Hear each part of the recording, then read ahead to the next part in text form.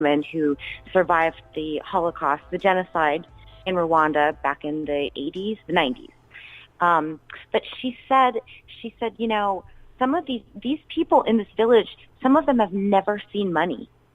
They've never seen money. They've lived their whole lives, trading and doing, work, but they haven't used dollars as a currency. And that was a very poignant thought to me. And I just thought, love, and if we took away the dollar amount, if the dollars are the things that we think are the highest currency, we're never going to live our fullest and most happy lives, because that is just a form of currency. I think everything is energy.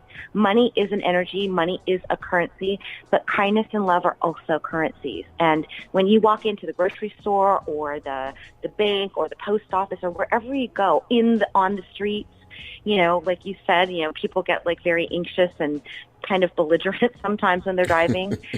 True. But when we think, what, we can either react in love or we can react in anger. And, if we react in love, you never know how that gets received. And sometimes it's just that loving kindness that we extend to somebody else who may be hurting in their own life, that's just like, wow, this was something that touched their heart. And it's a beautiful thing to be able to do that to people. And it doesn't always work, and I'm not always in the perfect frame of mind. Sometimes I'm like, oh my gosh, you just cut me off, So I fall to that too, but I always try to go back to, who do I want to be in the world? Do I want to be this nasty person, flipping people off and honking my horn at them? Or do I want to be like, okay, I'm going to get there when I get there. Right. And adding on to what you said, just a lot of people, they convert their pain, even we all do it sometimes, but we convert our pain into anger and our pain into hate. And sometimes people just need a hug. Sometimes they just need love. And because they're not getting that, they're turning it around and spinning it around and converting it into hate or anger. And it could also be a result of fear. I mean, there's a lot of things, and sometimes people just need that love. They need a handshake. They need a hi. Yeah. You just never know what people need that you interact with. So I try to encourage people, and that's one. I talk about my daughter a lot, but that's one thing about my daughter. She is a encourager. Like whenever anything is going on, she'll be the first to say, everything will be okay, or you can do this, and she's just inspiring. But if we can take on that mentality too, just be vigilant of people that you interact with, because in certain situations, they may just need that one hi or hello or something to encourage them to their next moment. You may never see that person again, but that one moment that you can spend or take, or that 1 minute that you can expand with or grow with someone, I think is amazing. Yeah, I mean, if you think about what that means in your own life, in your own personal life, people that, like your daughter, for example, what you just said, she is your cheerleader. She can cheerlead people. What a beautiful thing about her, because the world needs more of those people. The world has a lot of critics, and there's always somebody very quick to tell you what you're doing is wrong, or, but the people that are like, yeah, you know what, you go.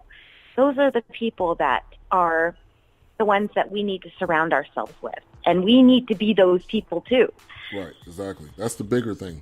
We need to be just like what the description of the book. We need to be what we want to see in the world, what we choose to see in the world. And there was another part that I read, and this is Dawn Witte. She is the founder of Desire to Inspire Foundation, also author of the book B. Also, let me put this in there. Desire to Inspire Foundation.com is the website. Org. Did I get that correct? .org. Excuse me. .org is the website. So make sure you visit there. I want to make sure I put that out there. Also, I'm going to be sharing out the Facebook page. So if you get anything all my Facebook friends, if you get anything that says like this page, do it. It is worth your while. It will definitely inspire you. But I did want to talk about one of the quotes in the book says, find your gift and then share it with the world without hesitation. And I read that and I'm like, wow, that this is on page, I think 3 or 4 in the book. And there was a quote on the page, but I just wanted you to elaborate. How important is that to find your gift and then share it, not just share it, but to share it without hesitation? That is so important to me because that is one of the things that we're trying to do in the areas that we work is we want, instead of, handing out, like just giving people a donation or giving them clothes or whatever, I want to help them find their passion, whether it be somebody in Africa or my own daughters here or anybody, my friends, because we all have unique gifts. We all have talents. Some people can sing really well. I certainly can't. Some people are really talented at dancing and some people are very athletic and, some people are really good at numbers. Like all of us have a thing that we're really good at. How can we take that gift and put it into the world to make it a better place? And that's what I want to help. I wanted to help my children do, and that's what I want to help my children in Africa do too. And I want to help my friends. I want to help everybody do that because, there are a lot of different religions and cultures, and I've been reading about the Dagara people in Africa, and, they believe that we are born, like the moment before we're even put on this earth. There's my birds. We have a purpose. We have a calling. And there's a reason that we have likes and dislikes and we have talents and, there are certain things that pull us in a different direction. And when we tap into those things and allow ourselves to continue to explore those things, that's when we're putting our gift into the world. And, for me, again, like being a mom, I really wanted my daughters to do that in the world. And I'm so happy to say they are. And I'm so proud to see who they've become in this world. Yes. So real quick, I'm going to do a couple of shout outs. I do that. We got some newcomers in here into the chat room. DJ Knox, we have Mac Farrell, also Jennifer. We have Togo of Team Broadcasting. So appreciate all the newcomers in the chat room. If you have any questions for Don Witte, you can put those in the chat room. Founder of Desire to Inspire, also author. Also, you are, I believe, co-founder of I Give On, which is the Givers Marketplace. And I also wanted you to talk about that and how did that get started as well? Well, I think, I started that because for so long I've been working in nonprofit or volunteering in nonprofit, but, constantly asking people, for donations and support. And I've been very blessed to have amazing people in my life that do support my efforts, whether it's PTA or AYSO or National Charity League or, CASA, whatever organization I'm working with. But I started I Give On because I wanted to do it a little bit differently. Instead of asking people constantly for donations, I wanted to provide something that people could purchase because people will purchase things all the time. We do that every day. That would then go to fund something bigger. So right now we're working on this amazing skincare line from Africa using amazing ingredients from Africa, giving jobs to people in Africa and allowing them to use their gifts and their talents in the world, and then also raising money for the cause. So again, instead of asking, I help people be sustainable, I want to be sustainable too, and so that's how I Give On, like the genesis of that, and that's, what I continue to try to do to be self-sustaining. So I'm not always saying, can you donate money to this, which in and of itself is a beautiful, beautiful thing. The energy that puts out is beautiful. But if you could buy something that's like an amazing product and it also does good in the world, that's like a win-win for everybody. Right. And that, like you said, gives people jobs in Africa that truly need it. I mean, they need the income as well. So that's a win-win situation all around. and It is. that's also inspiring. Is there a website for that foundation as well? Right now, we're in development, and Okay. that's very, very exciting because I get to like try out all these different products and get acquainted with like new ingredients that I never knew before, and developing a skincare line, developing fragrances. Those are things that are just really fun.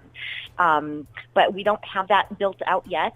We're in the midst of like creating this amazing product. So I'm not willing to cheap out on anything. I want to deliver something that's just amazing. I don't want to put my name on anything that's like less than.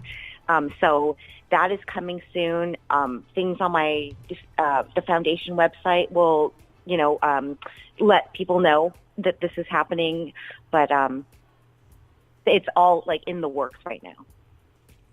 Great. And like I said, I'm sharing out both of the Facebook pages. I want you guys as in the listeners, to be in tune with everything that Dawn is doing. And it is truly inspiring what you're doing. You look at some of the photos and the excitement of the kids, and you look at some of the photos of you also holding some of the kids. It is, I think that's inspiring. And my dream one day is to go on a mission trip to Africa or to a certain country, because I think until we see it, this is my opinion, but until we see it with our own eyes, I don't know if we can truly have that appreciation and truly be willing to contribute. And I don't know if I'm right or wrong in saying that, but I think I think we need to experience it and see it for our own eyes. I definitely think it's life-changing. I think one of the things that's the most beautiful is that, you go, I don't feel sorry for these children in any moment, because they have this beautiful joy and this happiness, and they play and they laugh and they hug and they love. And, I want to see them be their best selves. I don't pity them. And that's one of the things that's really important to us when we, do our marketing and all of that stuff. I'm like, these are not children to feel sorry for. These are beautiful lights in the world, and they have hopes and dreams, and let's just help them achieve those. And while we're helping them achieve those, instill in them the importance of giving back and doing for others, because that's how we change the world. We can touch one life, but when we ask that life to change others, the ripple of kindness just expands exponentially. Right. And we have Dawn Witte on the line. We've been talking about the book B, which is on Amazon. I will put that link in the chat room so you guys can find that book. Also, founder of Desire to Inspire. I put that link of the website in the chat room as well, so you guys can make sure you go visit that. And it has been awesome having you on the show, and I'm glad we were able to link up and make this happen. I wanted to also ask or give you a floor just to, how can people help? How can people help you specifically with both of these foundations? Is there specific links, or tell the listeners how that they can help and contribute so that this will continue to expand and grow? I think in an everyday way that every single person can help is just by expending a little bit more kindness in the world. I think that will definitely change the world. And if you go into a situation and it's a little bit aggravating or something, just be mindful, that everybody's going through something. And so you can add to, a good energy by just, smiling at the Desire to Inspire Foundation website, and just buying the book, buying the products that we're going to have, coming out, which I'm so excited about, that will also support the work that we're doing. And again, the donations are great, and I'm so grateful for them, and I'm so thankful that people want to participate in this. But I also want